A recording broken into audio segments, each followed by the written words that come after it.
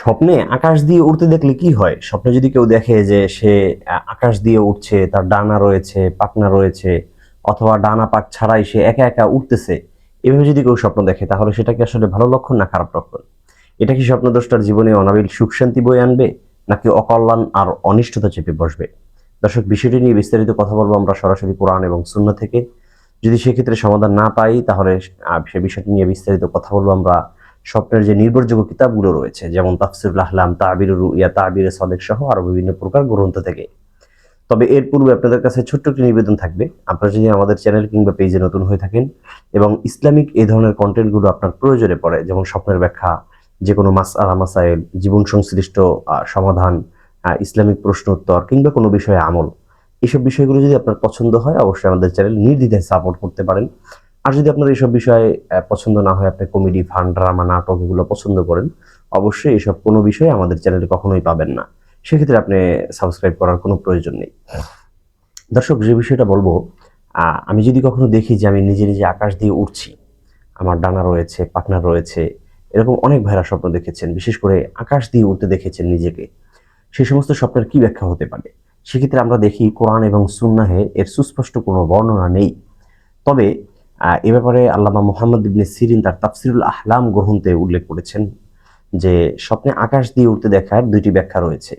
এক নম্বর ব্যাখ্যা হলো, সেই মানুষটার বিদেশ ভ্রমণ হবে, সে প্রবাসী হয়ে যাবে, অর্থাৎ সে নিজের স্বদেশ ত্যাগ করে অন্য কোনো দেশে চলে যাবে, পাড়ি জমাবে, এরকমটা ব্যাখ্যা করা হয়েছে।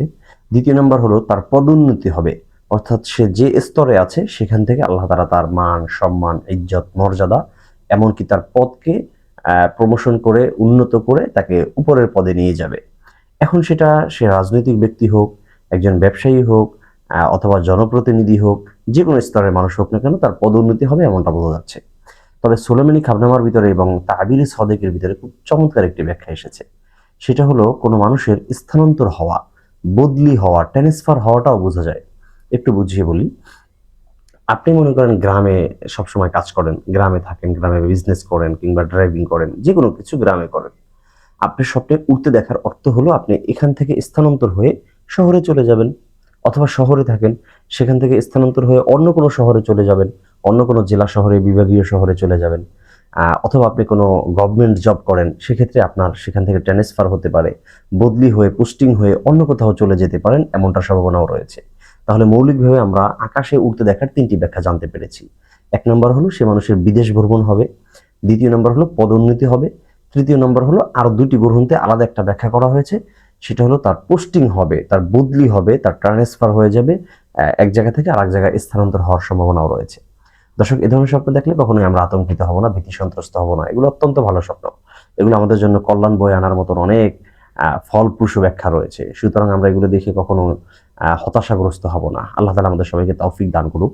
সর্বশেষ বলবো, যারা ব্ল্যাক ম্যাজিক, কালো জাদু, বান্টনা, কুফরি কালামে আক্রান্ত, কিংবা জিন ভূত প্রেত দেওজালিষ্টের নজর পড়েছে মনে হয়, বা আপনার একের পর এক বিপদ লেগেই থাকে, শত্রু আপনার উপরে চেপে বসেছে, আপনার ব্যবসা আগে ভালো চলতো, এখন ব্যবসা ভালোভাবে চলে না, আপনি চাকরি করেন, সেই চাকরিতে আসলে মজা পাচ্ছেন না, প্রবাসে গেছেন, মন টিকতেছে না, এই ধরনের যে কোনো প্রকার সমস্যার জন্য সমাধান নিতে পারবেন আমার কাছ থেকে।